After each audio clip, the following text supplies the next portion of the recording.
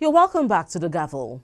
In the months and weeks leading to the 2015 general elections, there have been waves of political advertisements and documentaries sweeping across the country, shown on several broadcast and print medium organizations. Some of these political adverts and documentaries have caused huge debates, as some political parties and individuals have found a few of them offensive.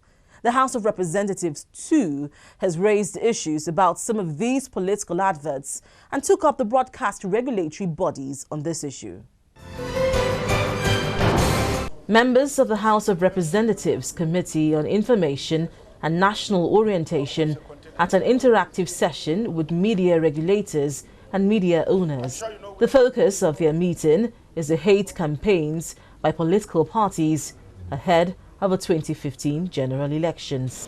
Why do we want to make it an executive section? One cannot be said here. In his opening address, the chairman of the committee accused the National Broadcasting Commission, as well as the Advertising Practitioners Council of Nigeria, of failing to stop the proliferation of hate speeches in the media. The need for the media organizations and their regulators to adhere to the laid down rules and regulations governing their activities, especially as it concerns political jingles, documentaries, and advertorials.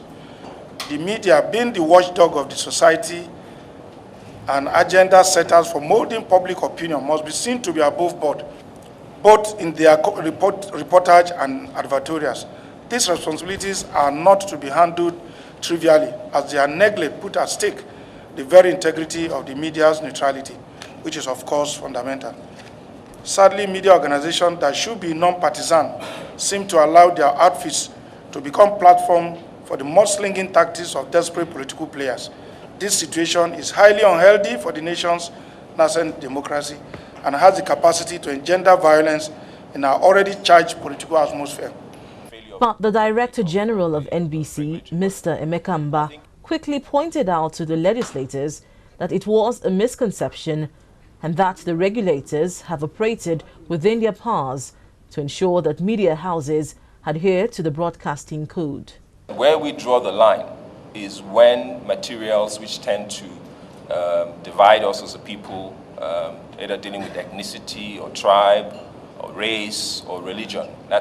We've had cases where quite recently we've had to issue cease and desist letters to some stations and say you must stop and also fine them. It's rather than a failure, I think it's a misconception of what's happened or what is the role of the regulatory bodies.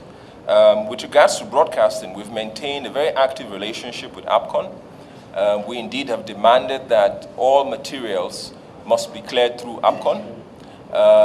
Sometimes there are gaps, but when those gaps occur or when those leaks occur, we do have a very robust mechanism of applying sanctions, and that we've always done. The committee then asked the regulators to produce detailed evidence of penalties it had meted out to broadcast stations found to have violated codes for political coverage and advertisements. In the last 2 weeks, it's been a beehive of activities in the National Assembly. The Senate and the House of Representatives are working on the 2015 budget, and there have been a steady stream of government ministries, departments and agencies all coming to Parliament to defend their budget proposals. Now, this is a brief overview of some of the budget defense sessions by the various MDAs in the House of Representatives. This is the budget defense session of the House of Representatives Joint Committee on Gas, Petroleum Upstream and Petroleum Downstream. The Minister of Petroleum Resources, Mrs. Dizani Alice Madweke, explained that the federal government has commenced the critical expansion and construction of major backbone infrastructure, including the expansion of Escravos Lagos Pipeline, the East-West Pipeline, and the Calabar-Ajaokuta-Kano Pipeline. We have, as I said, undergone very aggressive gas infrastructure delivery, the most aggressive in the history of this country. So over the last 4 years, and of course it was ongoing over this last year, we have completed over 450 kilometers of gas pipeline. We have, of course, commenced over this last year and beyond the critical expansion and construction of our major backbone gas pipeline infrastructure. The Escravos-Lagos pipeline, the East-West OB3 pipeline, and the very critical Calabar-Ajaokuta-Kano pipeline.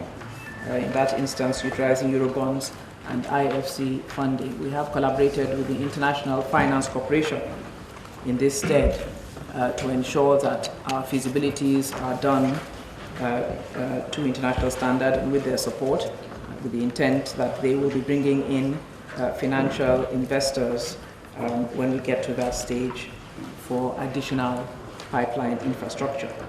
However, a member of the Joint Committee demanded explanations on why the pipelines as well as the scholarships in the petroleum sector are biased against the North. The pipeline to the southwest has been done, to the east has been done, but this is a pipeline that will benefit so many states within the northern region. And every year I have the same question. It's either it is on a feasibility design or it's at a design stage. This project affects both the south and the north in equal parts. Therefore, it would not be possible if you assume that I am tribalistic and therefore biased in that manner, which was the slant of your question, it would not be possible for me to do that since it affects the south and the north in equal parts. As it is, I can assure you, I have no interest in any regional bias, never have, never will. Leave that for high politics, which we are all involved in a different way. For the 2015 budget, the minister said the ministry and its parastatals have been allocated 59.051 billion naira recurrent and capital expenditure. At a separate event, the House of Representatives Committee on Environment accused the Director General of a National Oil Spill Detection and Response Agency, Mr. Peter Idabo, of trying to mislead it with deceptive computation of figures in the 2014 budget implementation. The committee, led by Mrs. Uche Kunife, said the agency evenly distributed allocated sums across 3 different quarters with no variation of commitment whatsoever. Account is what you put in there, is what you bring out there. It's not something you come and give us prototype business for all the expenditures of your recurrent expenditure. So they are questioning the integrity of the document you submitted to us. It is not about timing.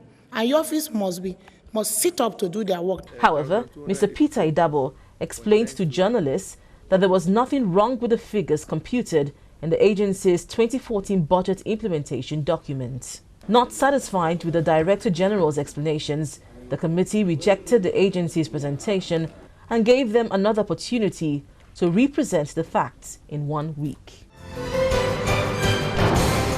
Now, this is where we draw the curtains for this week's edition of The Gavel. If you have any views on any of the issues discussed, please email us on thegavel@channelstv.com. Thank you for staying with us and see you again next week.